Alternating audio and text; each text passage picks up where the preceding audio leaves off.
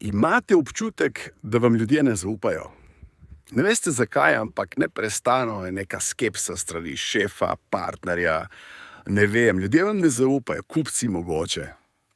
Običajno gre to zaupanje iz človeka samega. Tisti, ki je zelo skeptičen do sebe, običajno ne zaupa tudi drugim.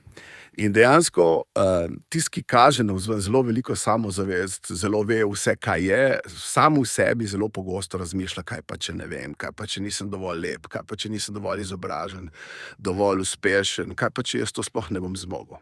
In tukaj nezaupanje širi tudi na druge. In kaj lahko naredimo mi? Kako lahko spremenimo ta trend, da nam noben ne zaupa, v to, da nam zaupa? Z dejstvi, z načinom, z aktivnostmi, z manj govorjenja o tem, to sem naredil, to sem še naredil, prodajanja samega sebe, recimo svojemu nadrejenemu. Več aktivnosti, manj besed. Tisti, ki bo še vedno sodil, da vam ne more zaupati, pač odnehajte, saj nima smisla. Delajte dobro, tudi takrat, kadar vas noben ne gleda, delajte dobro, vztrajajte na svojem tem prepričanju in takrat boš časoma tudi sam prepoznal.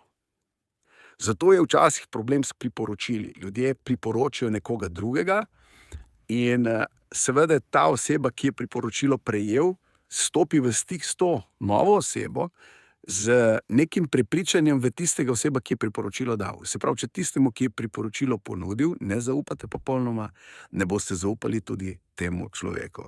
Vendar jaz pravim, dajte priložnost.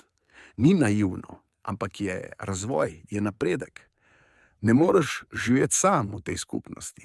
Rabiš kupca, rabiš partnerja, rabiš življenjsko okolje, v katerem se lahko razvijaš in rasteš. In zaupanje je del tega sveta.